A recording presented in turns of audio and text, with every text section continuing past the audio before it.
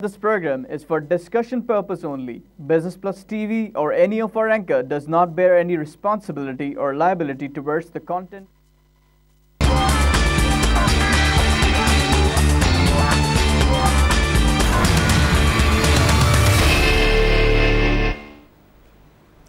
बिस्मिल्लाहिर्रहमानिर्रहीम, अस्सलाम वालेकुम नाज़रीन। Program Live Wire in Focus में मैं हूं आपका मेज़बान डॉक्टर अतहर अहमद। आज हम जिस मौजू पर गुफ्तगू करने चले हैं वो मौजू ऐसा है कि जिसका ताल्लुक़ हर शहरी से है, वरना मुख्तलिफ़ मौज़ूआत होते हैं वो एक एक तबके के लिए हैं कि कारोबारी शोबा है, टेक्सटाइल है तो टेक्सटाइल के लोगों के लिए, बाकी दूसरे शोबों को इससे कोई दिलचस्पी नहीं है।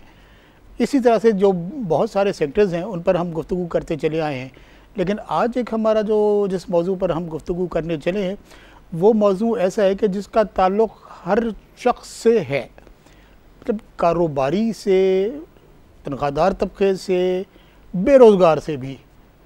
और अगर कारोबारी की बात करें तो कारोबारी को तो ज़्यादा इस चीज़ की ज़रूरत है।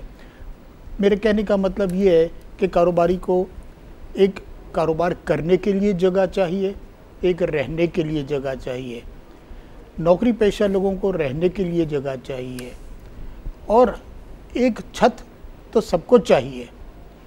वो छत मुहैया करना किन लोगों का काम है? खुदा ताला ने अपने इस काम को अमली जामा पहनाने के लिए जिन लोगों के ज़िम्मेदारी ये काम दी है उन लोगों को कहते हैं real estate sector. Real estate sector वो सेक्टर है जो प्रॉपर्टी की ख़रीदो फ़रोख्त, किराया और इसकी और सारी जितने भी लवाजमात होते हैं, प्रॉपर्टी ट्रांसफ़र, इन सारे कामों को पाए तकमील तक पहुंचाने की ज़िम्मेदारी रियल एस्टेट सेक्टर पर होती है। तो जिस तरह मैंने अपने यही इब्तदाई कलमात में कहा है कि ये एक वो सेक्टर है जिसके तमाम ज़िंदगी के शोबों को ये सर्विस प्रोवाइड करता है। तो आज हमारा मौजू गुफ्तगू है real estate sector in Pakistan, और इस मौजू पर गुफ्तगू करने के लिए आज हमने अपने इस शोबे के एक माहिर मेहमान को हमने ज़हमत दी है। आपसे तारुफ़ करा दें। आज हमारे साथ मौजूद हैं जनाब शाबान इलाही साहब। शाबान इलाही साहब एक तवील अरसे से रियल एस्टेट सेक्टर से वाबस्ता है और उरूसुल बिलाद शहर कराची में एक बड़े पॉश इलाके में रियल एस्टेट के कारोबार से बड़े तवील अरसे से वाकिफ़ हैं, और आज हम इनसे गुफ्तगू करेंगे और इस सेक्टर के मसाइल और इनका हल पर इनकी तजावीज़ लेंगे। अस्सलाम वालेकुम शाबान साहब, बहुत बहुत शुक्रिया आप हमारे इस प्रोग्राम में तशरीफ़ लाए और आपने अपनी मसरूफियत में से टाइम निकाला। Thank you sir. शाबान साहब, मुझे ये बताइए कि एक रीसेंट पास्ट में बहुत सारी चीज़ें सुनने को मिली कि रियल एस्टेट पे टैक्सेस और फिर रियल एस्टेट के टैक्सेस पर बंद हो गए। मैं तो आपसे पहले ये पूछना चाहूँगा कि पहले तो थोड़ा सा अपने सेक्टर का तारुफ़ करा दीजिए कि मैंने जो कहा है इब्तदाई कलमात में, क्या ये मैंने सही कहा कि ये क्या क्या कवर करते हैं? और फिर दूसरा ये कि जो चीज़ें हमें सुनने को मिली कि नया फाइनेंशियल एक्ट आया, तो ये नया फाइनेंशियल एक्ट तो आते रहते हैं, तो क्यों आप लोगों पर क्या असरअंदाज हुआ इसका? और ये भी चीज़ सुनने में आई है कि नए फाइनेंशियल एक्ट आने के बाद प्रॉपर्टी के ट्रांजेक्शन एकदम स्टैंड स्टिल हो गए। जी बिल्कुल। तो ये मेरे यूँ समझ लें कि मैंने 3-4 सवाल एक जगह डाल दिए। हाँ, नहीं सर, बिल्कुल। बिस्मिल्लाहिर्रहमानिर्रहीम सर, बिल्कुल आपने जैसे बात की, सबसे पहले तो आपने जिस तरह से रियल एस्टेट सेक्टर को बताया, और वो डेफिनेटली इसी तरह है कि ये रियल एस्टेट सेक्टर नहीं है, ये बेसिकली रियल एस्टेट इंडस्ट्री है। अच्छा। और इस इंडस्ट्री से आपकी, जैसे आपने जिक्र किया आपने उसमें शुरू में कि जी टेक्सटाइल है तो वो टेक्सटाइल से रिलेटेड है, सीमेंट इंडस्ट्री है सीमेंट से है, लेकिन जो ये हमारी रियल एस्टेट इंडस्ट्री है ये पाकिस्तान के हर शहरी से लिंक्ड अप है और हर शहरी की ज़रूरत है। अच्छा, उसके बाद सर ये है कि जो मामलात हुए फाइनेंस एक्ट पे आने के बाद और उससे पहले जो सिलसिला चल रहा था, तो वो थोड़ा सा मैं बताना ये चाहूँगा कि देखें, फाइनेंस एक्ट आया जून में, बजट में इन्होंने अनाउंस किया, 1 जुलाई से इम्प्लीमेंट हो गया। अगर आप थोड़ा सा उससे पहले चले जाएं, जून से पहले के हालात देख लें, तो ये देखने की और इसको समझने की ज़रूरत है कि पाकिस्तान में रियल एस्टेट इंडस्ट्री में जो हमारा फ़ौरन बाहर जो पाकिस्तानी बैठा हुआ है और जो हमारा लोकल इन्वेस्टर है, वो बहुत हैवी अपना सरमाया इस रियल एस्टेट इंडस्ट्री में लगा रहा था। उसकी वजह ये थी, एक मिनट मैं ये रोक रहा हूँ। हाँ। आपने क्या कहा अभी कि जो बाहर बैठा हुआ है जी, यानी इस सेक्टर में फॉरेन इन्वेस्टमेंट भी आ रहा है? फॉरेन इन्वेस्टमेंट बहुत आ रही। असल तो सर बात ये है कि हमारी जो, बल्कि मैं इस पे थोड़ी सी मेरी स्टडी भी है कि हमारे पाकिस्तान में तकरीबन कोई एग्जैक्ट में फिगर नहीं सही नहीं है, लेकिन तकरीबन 15 से 17 बिलियन जो मैंने सुनता हूँ कि रेमिटेंस आती है, उसमें अगर आप थोड़ा सा एनालिसिस करें तो 7 से 8 अरब डॉलर जो है वो सिर्फ हमारे रियल एस्टेट सेक्टर में हर साल इन्वेस्ट होता है। और इसकी वजाहत में ये चाहूँगा इससे पहले कि मैं बोल जाऊँ कि ये जो दुबई, सऊदी अरब और अमेरिका में लोग बैठे हैं, वो जो होम रेमिटेंस करते हैं, अपने घर को पैसा भेजते हैं, बिल्कुल बिल्कुल, तो वो यहाँ पर उनके घर वाले प्रॉपर्टी खरीदते हैं इससे। उसमें सर ये होता है कि जो हम भी, जैसे आप भी बाहर जाते हैं, मैं भी बाहर जाता हूँ, हमारे दोस्त वहाँ पे होते हैं, तो होता ये है कि एक तो वो होम रेमिटेंस भेजते हैं, उसके बाद वो जो अपनी सेविंग्स करते हैं जी, वो सेविंग्स यहाँ पे भेजते हैं। क्यों भेजते हैं? कि भाई पाकिस्तान में घर हो, पाकिस्तान में इन्वेस्टमेंट्स हों। और ये मैं आपको थोड़ी सी इसमें एक बात जो उसको ऐड करना चाह रहा था, हुआ ये कि पाकिस्तान के हालात आपको पता है 10-15 साल पहले जो हालात चल रहे थे, उन हालात में लोगों ने यहाँ से, बाहर के लोगों ने तो पैसा भेजना तो बंद कर ही दिया क्योंकि यहाँ पे हालात ऐसे थे, लेकिन जो हमारा लोकल इन्वेस्टर भी था वो भी अपना पैसा जो है वो मुल्क से बाहर भेजने की कोशिश कर रहा था और भेजा है काफ़ी लोगों ने। लेकिन ये साल 2 साल का जो अरसा है पिछला, इसमें अल्लाह ताला का शुक्र है कि पाकिस्तान में के हालात थोड़े बेहतर हुए अल्हम्दुलिल्लाह, और डेफिनेटली उसका क्रेडिट हम गवर्नमेंट को भी देते हैं और साथ लॉ इन्फोर्समेंट एजेंसीज जो हैं उनको भी देते हैं। उसकी वजह से वो जो पैसा, जो कॉन्फिडेंस था जो आपके बाहर के लोगों को और जो लोकल इन्वेस्टर का, वो पाकिस्तान के लिए बढ़ा, और वो पैसा जो बाहर जा रहा था वो भी रुक गया, वो भी अपने मुल्क में इन्वेस्टमेंट के लिए आ गया। और जो लोग बाहर बैठे हुए थे जो कि दूसरे एवेन्यूज देख रहे थे, उन्होंने भी कहा कि यार नहीं, हम कहीं और से बेहतर है कि पाकिस्तान के हालात बेहतर हो रहे हैं और इसका फ्यूचर ब्राइट लग रहा है, तो उन्होंने भी वो पैसा यहाँ पे भेजना शुरू किया। और उसकी वजह से हमारी रियल एस्टेट की ट्रांजैक्शन में पिछले साल 1.5 साल से, आप इसकी एनालिसिस देख लें, गवर्नमेंट को तो डेफिनेटली कोई मुश्किल नहीं है, वो तो एक बटन दबाएंगे पता चल जाएगा कि पिछले 1.5 से 2 सालों में बिलियंस ऑफ डॉलर्स पाकिस्तान आए और इस रियल एस्टेट ट्रांजेक्शन, इसमें रियल एस्टेट में इन्वेस्टमेंट हुए। और फिर इस रियल एस्टेट के बाद वो उसका जो नेक्स्ट डोर था कंस्ट्रक्शन सेक्टर, जिसकी वजह से बहुत ज़्यादा हमारे यहाँ इंडस्ट्री डायरेक्टली लिंक्ड है। फिर आपको जॉब डेवलपर्स हुए, छोटी छोटी डेवलपमेंट्स हुई, उसमें जॉब वर्कर्स, लेबर, सब लोग को बेनिफिट इसमें पहुंच रहा था। जी, शहबाज साहब कहते हैं ना कि एक कंस्ट्रक्शन इंडस्ट्री अगर बूम पकड़े तो 32-33 इंडस्ट्री साथ चल ऐसा ही था, ऐसा ही था सर। अच्छा, उसके बाद क्या हुआ सर कि ये अचानक एक ओवरनाइट एकदम से गवर्नमेंट ने एक फाइनेंस एक्ट बिल पेश कर दिया, और उस फाइनेंस एक्ट बिल से ज़्यादा, थोड़ा सा मैं सॉरी अगर मुझसे कोई बात गलत हो तो मैं उसमें थोड़ा सा फाइनेंस बिल एक्ट ने शायद इतना डैमेज नहीं किया जितना डैमेज हमारे प्रिंट मीडिया, आपका सोशल मीडिया और आपके इलेक्ट्रॉनिक मीडिया ने आके ऐसा दिखाया कि जैसे जो रियल एस्टेट में इन्वेस्टमेंट कर रहा है वो एक विलन है और वो एक माफिया है। उसकी वजह से वो, एक तो फाइनेंस एक्ट की वजह से एक प्रॉब्लम आ गया, वो तो इन्वेस्टर को एक बहुत बड़ा धचका लग गया। उसके बाद फिर ये जो इलेक्ट्रॉनिक और प्रिंट और इस मीडिया में भी जो जिस तरह से उसको दिखाया गया, उसकी वजह से तो वो जो लोकल इन्वेस्टर भी और जो बाहर बैठा हुआ था वो डर गया कि यार ऐसा ना हो कि भाई मैं जो पैसा भेज रहा हूँ, जो भेज चुका हूँ वो तो, और जो मतलब भेज रहा हूँ, ऐसा ना हो कि कल को फिर एक रातों रात कोई ऐसा कानून आ जाए कि वो मेरी इन्वेस्टमेंट जो है वो ज़ाया चली जाए। इसमें सर बात यह है कि ये जो आपका फाइनेंस एक्ट का इसमें इशू था, उसके अगर आप पहले के जो मैं बात कर रहा था उसमें आप देखें तो मैंने थोड़ी सी जो वर्किंग की, उसमें तकरीबन हर रोज़ 600 to 700 ट्रांजैक्शन पाकिस्तान में होती है रियल एस्टेट सेक्टर में। अच्छा, अर्बन एरियाज की बात कर रहा हूँ मैं। अच्छा। बाकी रूरल की बात नहीं कर रहा मैं, अर्बन एरिया की बात कर रहा हूँ। 600 से 700 ट्रांजैक्शन हर साल हर दिन होती है। उसको आप मल्टीप्लाई बाय 24 कर लें और उसके बाद मल्टीप्लाई बाय 12 कर लें, और अगर आप उस टैक्स की शरह देख लें जो कि एक ट्रांजैक्शन के ऊपर गवर्नमेंट को मिलता है, हुकूमत को मिलता है, तो वो मैंने थोड़ा सा हिसाब लगाया था, तो वो तकरीबन साल के कोई 60 to 70 बिलियन रुपीस हैं जो कि गवर्नमेंट को इस सेक्टर से मिलते हैं। तो एक बहुत बड़ा कंट्रीब्यूशन है जीडीपी में इसका, जीडीपी में। और प्लस ये है कि जो इसके साथ जो रिलेटेड सेक्टर्स हैं, कंस्ट्रक्शन है, उसको अगर आप देखें तो तकरीबन ये सेक्टर अगर आप इसको थोड़ा सा एक्सपेंड करें तो 15 से 20 बिलियन लोग इसके साथ डायरेक्टली इनडायरेक्टली इन्वॉल्व हैं रोजगार में। तो उसके बाद क्या हुआ कि जी जब ये फाइनेंस बिल आया और इसकी इम्प्लीमेंट हुई, और जैसे मैंने आपको कहा कि लोग घबरा गए, तो अब आप आज की भी वर्किंग देख लें कि इस वक्त हमारी रेमिटेंस जो अखबारों में भी आ रहा है, आप भी पढ़ रहे हैं, मैं भी पढ़ रहा हूँ, स्टेट बैंक की भी पूरी रिपोर्टें आ रही हैं कि हमारी रेमिटेंस में भी बहुत बड़ा फ़र्क आया जी। और प्लस ये है कि हमारा लोकल इन्वेस्टर जो है वो भी अब पैसा बाहर सोच रहा है कि मैं यहाँ पे अपॉर्चुनिटी उसको नहीं नज़र आ रही कि जी आगे वो नहीं हो रहा, वो भी पैसा बाहर भेज रहा है।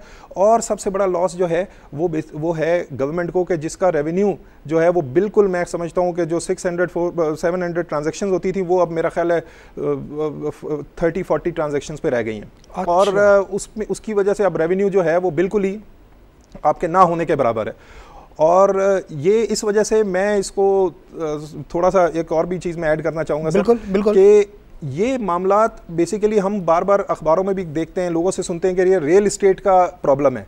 सर, ये रियल इस्टेट का प्रॉब्लम नहीं है, ये पाकिस्तान का प्रॉब्लम है, ये नेशनल इंटरेस्ट है। क्या सर? नेशनल इंटरेस्ट इसमें सबसे बढ़ के ये है कि आपका रेवेन्यू हुकूमत पाकिस्तान का, उसके बाद आपकी रेमिटेंस है, उसके बाद आपका लोकल जो कंज्यूमर या लोकल जो पैसा इन्वेस्टर, और इसके साथ देखें जो रियल इस्टेट है ना सर, ये मैं इसको अपने तौर से ये समझता हूँ कि रियल इस्टेट जो है वो एक फाउंडेशन है, और इस फाउंडेशन के ऊपर 60 to 70 फ्लोर्स हैं, जो कि हर फ्लोर एक इंडस्ट्री है।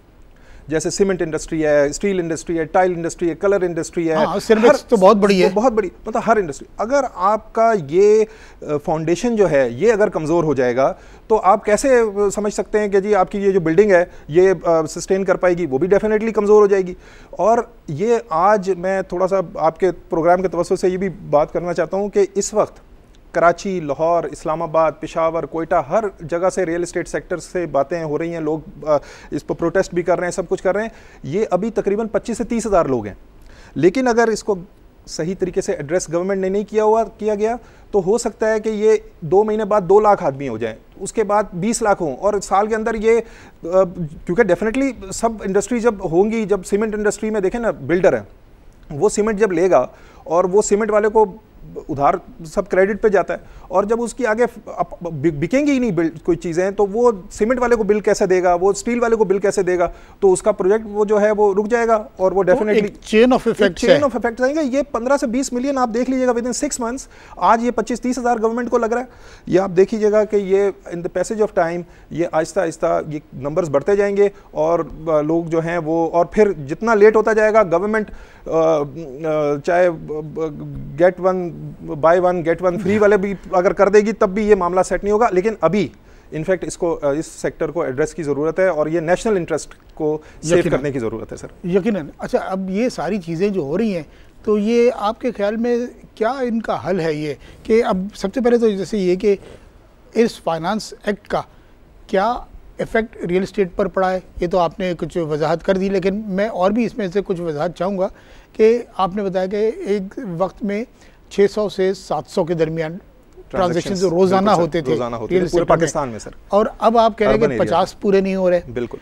तो इसका मतलब है कि कम से कम 550-600 ट्रांजैक्शंस की कमी आ गई है। बिल्कुल। 550-600 की अगर ट्रांजैक्शंस की कमी आ गई है तो इसका मतलब है 550 सेक्टर्स की जो कमी आई है, इतनी डील्स का हुकूमत को हासिल में कमी आ गई है। बिल्कुल। तो अल्टीमेट लूजर तो गवर्नमेंट है ना। बिल्कुल सर, गवर्नमेंट पाकिस्तान है सर जी, पाकिस्तान। तो गवर्नमेंट ऑफ पाकिस्तान का मतलब है मैं हूं और आप हैं। बिल्कुल बिल्कुल सर, ठीक है ना। बिल्कुल।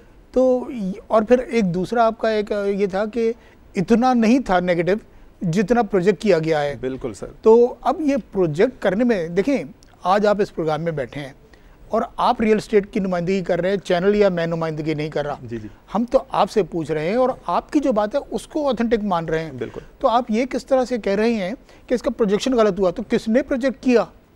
अगर ये कह लें कि मैं बैठकर अपनी राय दे रहा हूँ रियल एस्टेट पर, तो चले मैं मान लूँ कि मेरी राय गलत हो सकती है, इसलिए कि मेरा ताल्लुक रियल एस्टेट बिजनेस से नहीं है। तो अब मैं इस चीज़ का आपसे जवाब चाहूँगा, लेकिन इस चीज़ का जवाब मैं चाहूँगा ज़रा सा एक ब्रेक के बाद। जी जी। नाज़रीन, आप सुन रहे हैं गुफ्तगू जनाब शाबान इलाही साहब की। आप एक्सपर्ट हैं रियल एस्टेट सेक्टर के। हम यहाँ लेते हैं एक मुख्तसर सा ब्रेक, इसके बाद अपनी गुफ्तगू का सिलसिला जारी रखेंगे। लेते हैं एक ब्रेक।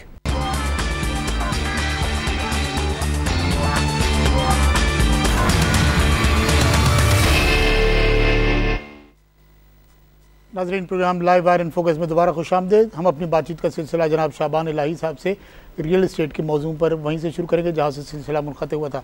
शाबान साहब, वक्फे पर जाने से पहले मैंने आपसे कुछ सवाल किया था जिसका मैं आपसे जवाब चाहूँगा। जी सर, उसमें सवाल जो आपने किया था वो ये था कि जी गवर्नमेंट ने और प्रिंट मीडिया ने और ये जो हाइप क्रिएट की, ये क्यों की गई?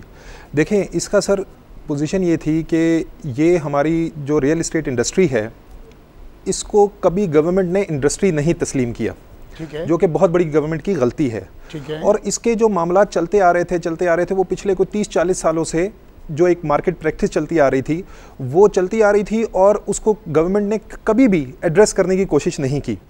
और जब ये मामला फाइनेंस एक्ट आया तो जो मीडिया की तरफ से या गवर्नमेंट की तरफ से दो मेजर प्रॉब्लम्स आए जो प्रोजेक्ट किए गए, वो ये था कि जी जो रियल इस्टेट इंडस्ट्री में आता है वो फाइलर नहीं होता, इनकम टैक्स में फाइलर नहीं होता, और इसमें ब्लैक मनी, जिससे मैं बिल्कुल ही टोटली इसको मैं कंडेम करूंगा कि ब्लैक मनी का नाम ना लिया जाए। ये बेसिकली अनडॉक्यूमेंटेड मनी है। अनडॉक्यूमेंटेड मनी के उन्होंने मीडिया ने कि ये माफिया है, ये है, वो है, तो इसके ऊपर उन्होंने काफ़ी प्रोजेक्ट किया और जिसकी वजह से इन्वेस्टर और उसमें वो कॉन्फिडेंस शेक हुआ। इसकी सर मैं थोड़ी सी एक मिसाल आपको ये इस तरह से दूंगा, आप खुद भी टीचर हैं और पढ़ाते हैं। अब आप अगर एक क्लास में स्टूडेंट्स को बिठा देंगे और उस क्लासरूम में टीचर ही नहीं होगा तो आप क्या एक्सपेक्ट करेंगे? 5 मिनट, 3 मिनट, 10 मिनट वो लोग डिसिप्लिन में रहेंगे, उसके बाद आप डिसिप्लिन उनसे एक्सपेक्ट कर ही नहीं सकते। बेसिकली मसला यही है कि गवर्नमेंट ने एक वैल्यू टेबल बना दिया, उस वैल्यू को इन्होंने एड्रेस नहीं किया, और वो जो प्रैक्टिस थी मार्केट की वो पिछले 30-40 साल से वो रियल इस्टेट में ट्रांजैक्शन होती गई उसी पैटर्न पे, और वो होता ये गया कि लोगों का जो लेजिटिमेट पैसा था, जो लेजिटिमेट उनके मनी था, वो गवर्नमेंट की उसको नहीं तवज्जो देने के बाइस वो अनडॉक्यूमेंटेड होता गया, जो डॉक्यूमेंटेड था।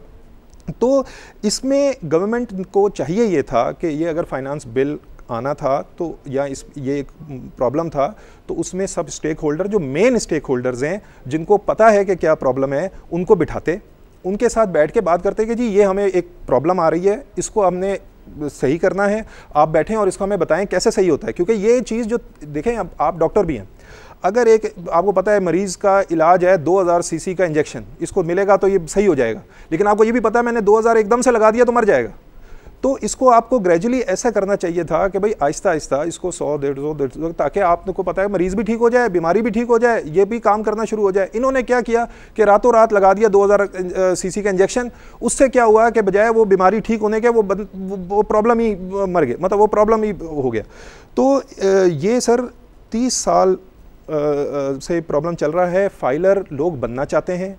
मैं आपको बताता हूँ, जो भी मेरे पास क्लाइंट या बाहर से आता है वो चाहता है टैक्स देना, लेकिन यहाँ पे एटमॉस्फेयर ऐसा गवर्नमेंट को देना चाहिए कि वो खुशी खुशी आए और वो कहे कि जी ठीक है मैं फाइलर बनना चाहता हूँ। एनवायरनमेंट टैक्स फ्रेंडली नहीं है, टैक्स फ्रेंडली नहीं है, और गवर्नमेंट खुद भी नहीं चाहती। अब मैं आपको छोटी सी एक मिसाल दूँ, आप इसको चेक भी कीजिएगा। गवर्नमेंट ने भी 2 टैक्सेस रखे हुए हैं। एक है कि जी आपने अगर ख़रीदा है तो आप फाइलर हैं तो ये टैक्स दें, आप नॉन फाइलर है तो ये टैक्स दें। भाई आप खुद भी तो चाह रहे हैं। नॉन फाइलर कौन होता है? देखिए, नॉन फाइलर का मसला ये है कि जैसे आप बाहर रहते हैं और आप वहाँ से पैसा भेजते हैं, अब आप फाइलर तो हैं नहीं यहाँ पे, आप फाइलर तो वहाँ, आप तो वहाँ इनकम टैक्स देते हैं। अब जब आप यहाँ आएंगे तो आप फाइलर तो हैं नहीं। और फिर दूसरा ये है कि लोगों ने यहाँ पे भी लोग हरासमेंट से और इससे डर के वो फाइलर नहीं बनते। वो कहते हैं यार बेहतर है कि गवर्नमेंट को ज़्यादा टैक्स दे दो, अगर हमने एक दफ़ा इस फाइलर के चक्कर में आ गए तो वो फिर हम जाल में फंस जाएंगे, फॉरएवर फंस जाएंगे। तो वो जो माइंडसेट है ना, गवर्नमेंट को उस माइंडसेट को चेंज करने की ज़रूरत है सर। अगर वो माइंडसेट आप नहीं चेंज करेंगे, आप अभी बिल और मज़ीद टैक्स लगा दें, कर दें, कुछ भी नहीं होगा। इन दी एंड नुकसान जो है ना सर, वो गवर्नमेंट ऑफ पाकिस्तान का ही होगा, पाकिस्तान का होगा।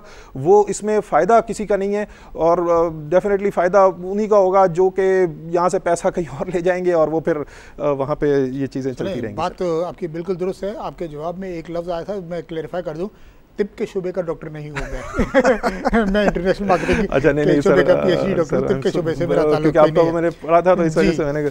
अच्छा सर, एक बात ये है शाबान साहब कि पिछले दिनों बड़ी ये रिपोर्टें आती रही हैं कि दुबई की रियल इस्टेट में पाकिस्तानी इन्वेस्टमेंट का एक बहुत बड़ा मेजर पोर्शन है। तो क्या वजह है कि लोग यहाँ पर अपने घर में इन्वेस्ट नहीं करके दुबई में और एक उसमें भी ये नहीं कि एक परसेंटेज ऑफ पाकिस्तानी पॉपुलेशन, कसीर सरमाया पाकिस्तानियों का लगा है, तो वो कौन से हालात थे कि लोगों को अपने मुल्क से पैसा बाहर ले जाकर बाहर इन्वेस्ट करना पड़ा? सर यही चीज़ मैंने शुरू में जो आपसे मैंने बात की कि आज से अगर आप पाकिस्तान को 10-15 साल पीछे ले जाएं तो वो हालात पाकिस्तान के ऐसे थे कि यहाँ पे कोई भी आदमी सेफ अपने आप को सिक्योर नहीं फील कर रहा था जी। तो इस हालात में जो पाकिस्तान का लोकल इन्वेस्टर है वो उसको एक रास्ता दिखा कि यार वाई नॉट मैं अपना पैसा जो है वो इन्वेस्टमेंट दुबई ले जाऊं और वहाँ पे जहाँ लॉ एंड ऑर्डर भी ठीक है, जहाँ पे अनडॉक्यूमेंटेड डॉक्यूमेंटेड का इशू नहीं है, वो कहते हैं जी पैसा लाओ बस हमें आप इन्वेस्टमेंट करो और आप ये फलां आपकी टैक्सेस हैं आप ये दो और आप खुल के काम करो, तो वो यहाँ से पैसा वहाँ जा रहा था। यही चीज़ तो मैं आपको सर पहले भी कह रहा था कि ये अब हालात पाकिस्तान में थोड़ी बेहतरी की तरफ पिछले साल 1.5-2 सालों से बेहतर हुए, तो उन लोगों ने भी सोचा कि अब यहाँ पे भी हालात बेहतर हो रहे हैं, तो वो पैसा दुबई से निकला। आप अगर 6 महीने पहले का थोड़ा देख लें पोजीशन, तो दुबई से या यूरोप से बहुत पैसा यहाँ पे आया और वो इन्वेस्टमेंट पाकिस्तान में मतलब इन्वेस्टमेंट हुई। तो ये जो चीज़ें हैं ना कि अगर आप इन्वेस्टमेंट फ्रेंडली माहौल नहीं देंगे तो फिर ये दोबारा वहीं चला जाएगा या और कहीं चला जाएगा, दुबई नहीं जाएगा, कहीं और किसी आइलैंड चला जाएगा। तो इसमें गवर्नमेंट को सर बहुत ज़रूरत है कि इसको देखने की, और ख़ास तौर पे सर मैं ये कहूँगा कि इसको ये जो बार बार मैं अनडॉक्यूमेंटेड की बात करता हूँ सर, ये अनडॉक्यूमेंटेड पैसा बिल्कुल डॉक्यूमेंटेड पैसा है, इसमें लेजिटिमेट पैसा है, ये कोई करप्शन का कोई किसी किस्म का पैसा नहीं है, ये गवर्नमेंट के ही लैक ऑफ मतलब मैं आपको ये कहूँगा कि उसको एड्रेस नहीं किया गया पिछले 30-40 सालों से। उससे वो एक स्नो बॉल थी, वो चलते चलते चलते चलते वो छोटी से बड़ी होते हुए अब वो पूरा पहाड़ बन गया। तो इसको गवर्नमेंट को चाहिए कि ठीक तरीके से एड्रेस करे ताकि ये इस पैसे का फ़ायदा पाकिस्तान को ही पहुँचे। मैं आपकी इस बात की पूरी तरह से तायद करता हूँ कि इसको ब्लैक मनी कहने के बजाय इस धागे के सिरे को पकड़े आप। जी बिल्कुल बिल्कुल सर, जो ब्लैक मनी जहाँ से डेवलप हो रही है वो रास्ते बंद करें आप, बिल्कुल ना कि जिस तरह से स्मगलिंग के सामान को कहते हैं सरहदें खुली हैं जी बिल्कुल, और घरों पे छापे मारे जा रहे हैं कि स्मगलिंग का सामान आपके घर में है, तो जहाँ से स्मगलिंग होके आ रही है वहाँ पे खुली छुट्टी है, घर में है कि आपने स्मगलिंग का सामान खरीदा, भाई आपने तो पैसे दिए और सामान लिया है। हाँ सामान लिया, बिल्कुल सर। कहने का आपका मैं ऐसे ही कह रहा हूँ कि बिल्कुल सर यही चीज़ करनी चाहिए कि आपको जो ब्लैक मनी जहाँ पे है उसको आप देखें, ये तो आपकी आपको अपना देखना है। सर जिस तरह से कहा जाता है ना शहबाज साहब कि 5 दहशतगर्द दाखिल हो गए हैं, हाँ। तो आप सरहद पे खड़े रह के गिन रहे थे, वीज़ा लगा रहे थे और आगे 5 दहशतगर्द दाखिल हो गए। तो बिल्कुल इसी तरह से है कि ये ब्लैक मनी हम क्यों यहाँ पर ला के क्यों इल्ज़ाम दे रहे हैं, पहले नहीं दे रहे थे हम इल्ज़ाम। अच्छा सर इससे आगे बढ़ते हैं कि अब ये मतलब लोग रियल इस्टेट की तरफ क्यों जाते हैं बजाय इसके कि इंडस्ट्रियलाइजेशन की तरफ जाएं और वहाँ इन्वेस्ट करें। कि मैंने जैसे बताया ना कि मेरे पास अगर 50 लाख हो तो मैं कहूँ मैं किन झंझट में पढ़ूँ, 20 इदारों के चक्रों में पढ़ूँ, पैसा अपना लगा लो, एक फ्लैट ले लो, एक घर ले लो, किराया आता रहेगा, चलता रहेगा, करना भी कुछ नहीं पड़ेगा। तो why people go towards real estate rather than industrialization? Sir इसका मैं थोड़ा आंसर यूँ दूंगा कि हमारी अनफॉर्चुनेटली जो पिछले हालात रहे हैं वो पावर का इशू, ये मसले की वजह से तो इंडस्ट्री की तरफ लोगों का रुझान नहीं गया। और आप समझते हैं कि अगर आज मैं कोई इंडस्ट्री लगाना चाहूँगा तो मुझे पता है कि जी मैं उसमें 50% चांस है कि मैं फ़ेल हो जाऊँ। अगर मैं फ़ेल हो गया तो वो मेरी जो इन्वेस्टमेंट है वो ज़ीरो हो जाएगी। बिल्कुल। तो उसकी वजह से एक तो जो थोड़ा सा कॉन्फिडेंस लोगों को डेवलप होता है, देखें ये इसी तरह ही है, आप पहले आपने इन्वेस्टर का कॉन्फिडेंस डेवलप करें। इन्वेस्टर का कॉन्फिडेंस होता है कि जब वो पैसा लाता है ना, वो सबसे पहले कहता है यार कि चलो मैं एक प्लॉट ले लूँ, एक घर ले लूँ रहने के लिए। तो उसका सबसे फर्स्ट स्टेप होता है कि अपने आप को सेटल करने के लिए एक प्लॉट या एक घर लेना। तो पहले आप उस इन्वेस्टर को सिक्योर तो होने दें। जब वो यहाँ आएगा, वो जब यहाँ पे रहेगा, इधर के एनवायरनमेंट देखेगा, फिर वो कहेगा कि अच्छा अब मैंने क्या करना है। वो घर पे बैठ के तो नहीं सकता, फिर वो 6 महीने 8 महीने स्टडी करेगा, फिर वो इंडस्ट्री की तरफ जाएगा। लेकिन अगर आप उसको पहले ही डरा देंगे तो वो पैसा कहाँ से लाएगा? तो इंडस्ट्रियलाइजेशन क्या, क्योंकि इंडस्ट्री लगाना जो है सर वो कोई मतलब ऐसा नहीं है कि कोई भी आके इंडस्ट्री लगा दे। उसके लिए पूरी स्टडी की ज़रूरत है, उसके लिए आपको पूरा सोच उसके अंदर जाके देखना। के लिए हुकूमती इदारे नहीं है कोई, समीडा या और इस तरह की? सर पहले तो IACP हुआ करता था, investment advisory council of Pakistan, जो अब नहीं है सही। लेकिन सर बात यह है कि आप एडवाइजरी तो चलो एडवाइजर है, वैसे ये इतना एक्टिव मेरा ख्याल है नहीं है। लेकिन आप मैं फिर भी एक बात करता हूँ कि वो जो एडवाइज़र है वो कहेगा जी आप टेक्सटाइल मिल लगा लें या आप स्टील की मिल लगा दें, लेकिन वो ये श्योरिटी तो नहीं देगा कि जी अगर आपका लॉस हुआ तो मैं दूंगा। बिल्कुल। वो तो आपको ये कहेगा जी ये है, ये चीज़ें हैं, इस पे कर लें। तो इसके लिए आपको खुद पहले यहाँ पे आके इन्वेस्टर को समझना पड़ता है। यहाँ पे अब मुझे कोई कहेगा कि जी आप दुबई चले जाओ और दुबई में एक इंडस्ट्री लगा लो, मैं एकदम से तो नहीं जाके दुबई में या मैं लंदन में जाके इंडस्ट्री लगा लूँगा। पहले मैं जाके वहाँ पे रहूँगा, उधर के माहौल देखूँगा, उसका वहाँ पे चीज़ें देखूँगा, फिर मैं वहाँ पे कोई काम करूँगा। इसी तरह वो भी इन्वेस्टर है जो यहाँ पे पाकिस्तान आएगा। और इस वक्त तो पाकिस्तान की पोजीशन सर बहुत अच्छी है। इस वक्त अगर ये इसको देखें, मैं आपको थोड़ा सा ऐड करता हूँ। इस वक्त आपके सामने यूरोप के हालात हैं, आपके सामने मिडिल ईस्ट के हालात हैं, आप अमेरिका में कहीं भी एक तो बिज़नेस के हालत बुरी है, फिर उसके बाद वैसे भी पाकिस्तानियों के लिए थोड़ा सा वहाँ पे रहना मुश्किल हुआ है। तो वो इस अपॉर्चुनिटी को कैश करवाएं। इस अपॉर्चुनिटी को, ये अपॉर्चुनिटी है और ये बार बार अपॉर्चुनिटी नहीं आती। फिर सबसे बढ़ के जो मैं कहता हूँ कि सर इस वक्त पाकिस्तान के लिए बहुत बड़ी अपॉर्चुनिटी है, वो है OECD जो पाकिस्तान ने अभी साइन किया। उसके बाद भी पाकिस्तान में इधर इन्वेस्टमेंट कि इतना पैसा सर आने का चांस है। सिर्फ ये है कि गवर्नमेंट को बैठ के थोड़ा सा सर जोड़ के करना चाहिए कि भाई ये पैसे इन्वेस्टमेंट को हम किस तरह से सिक्योर कर सकते हैं और कोशिश करें कि उस पैसे को यहाँ पे हम लेके आएँ। मैं अब थोड़ी सी सर आपको एक एग्जांपल दूं कि अगर आपके पास पैसा है और आपने बैंक में रखा हुआ है तो उसका फ़ायदा किसको हो रहा है? उसका फ़ायदा उस बैंक को हो रहा है, उस इंसान को हो रहा है जिसके वो पैसे रखे हुए हैं, और उस मुल्क को हो रहा है जिस मुल्क में वो पैसा रखा हुआ है। बिल्कुल। तो आपके पाकिस्तान में के यहाँ पे बिलियंस, मैं मतलब नंबर्स क्या बताऊं, बिलियंस ऑफ डॉलर मुल्कों से बाहर रखा हुआ है और हम अभी तक यही सोच रहे हैं कि यार वो लाएं के तो कैसे होगा, पाकिस्तान में आएगा तो ये हो जाएगा, वो जी इसका पैसा है उसका पैसा है, और वो पैसे का खत लिखने के लिए 2 साल लगते 2 साल, और वो पैसे का फायदा किसको हो रहा है? वो वहाँ पे जो बैंक में रखा हुआ है। पाकिस्तान को तो उसका कोई पैसा फ़ायदा नहीं है। इसमें सर पॉलिसी बनानी चाहिए कि इसको लोगों को इंसेंटिव दे, वो पैसा यहाँ पे आए, हमारे सिस्टम का हिस्सा बने और हमारे इकोनॉमी को वो सहारा दे। इसके लिए सर अगर ये नहीं करेंगे तो इसमें हम आपस में ही लड़ते रहेंगे, तो वो होगा ये इन दी एंड के जी वो फ़ायदा कोई और फ़ायदा और ही ले रहा है, फ़ायदा और ले रहा है सर, पैसा हमारा उधर रखा हुआ है, उस बंदे को फ़ायदा हो रहा है जिसका पैसा है, लेकिन पाकिस्तान को तो नहीं हो रहा ना, उसका तो लॉस हो रहा है। तो ये अपॉर्चुनिटी हो सर, इसको मिस नहीं करना चाहिए। बिल्कुल बिल्कुल जरूर फरमाएं। इस अपॉर्चुनिटी पे मैं एक सवाल करूंगा, इससे पहले कि मैं ये भूल जाऊं कि ये एक चीज़ हम स्टॉक मार्केट में सुनते थे कि वहाँ पर स्पेकुलेशन का बिजनेस है, लेकिन ये रियल एस्टेट सेक्टर में स्पेकुलेशन क्या चीज़ है?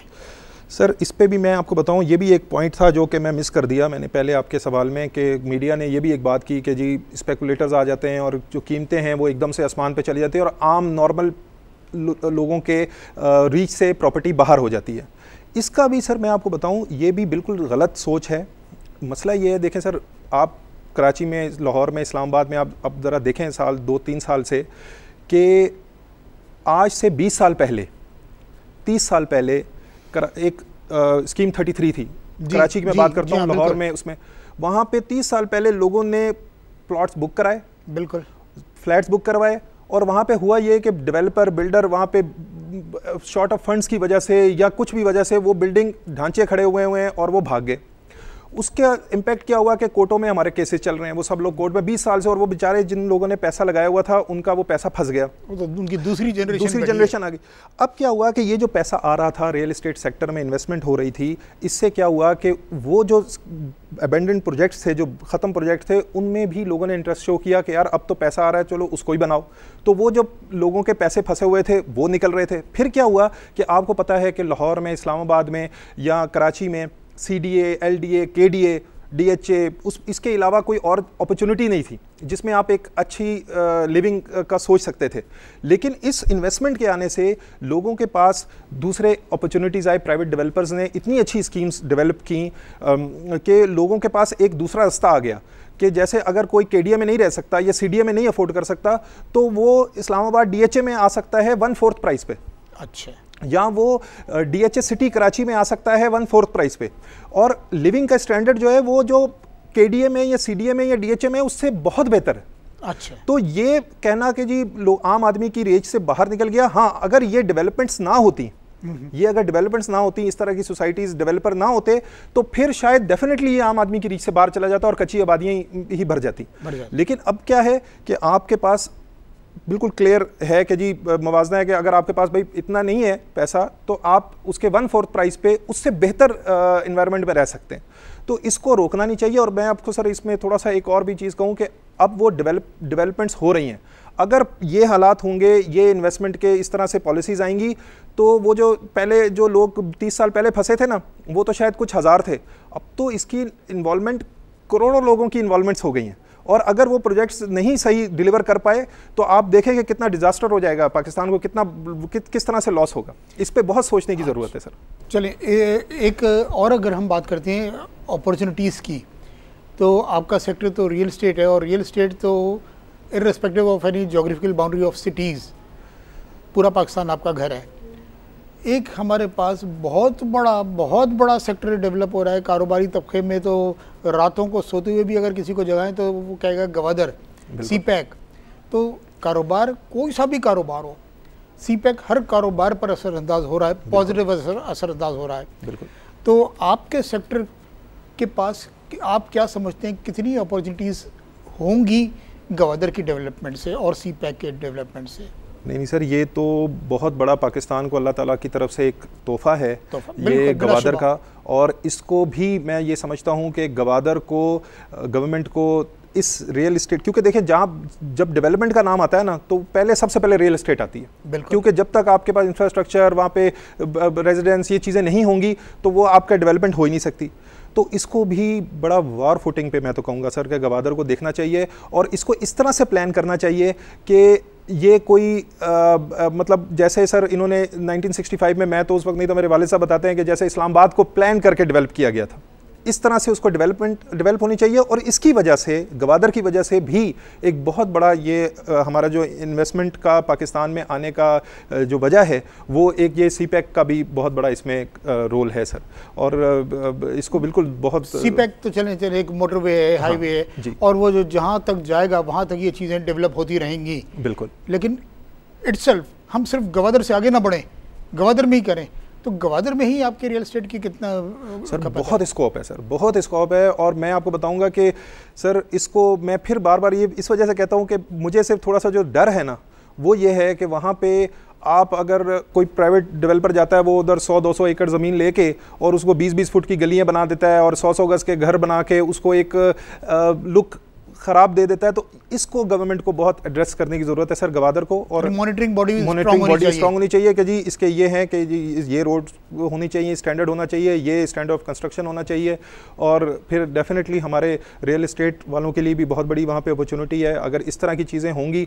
तो आपको सर थोड़ा सा मैं याद कराऊँ कि 2006 में भी 2006 में भी गवादर का बहुत हुआ और उसके बाद फिर हालात जो वीक हुए और लोग काफ़ी वहाँ पे प्रॉब्लम भी हुई लोगों को। और बहुत शुक्रिया शाबान इलाही साहब, बड़ी मालूमात हासिल हुई और मुझे यकीन है इस कैमरे के तवज्जुह से घर बैठे देखने वाले नाजरीन की भी मालूमात में इजाफा हुआ होगा। नाजरीन, आप सुन रहे थे गुफ्तगू जनाब शाबान इलाही साहब की रियल इस्टेट के मौजू पर।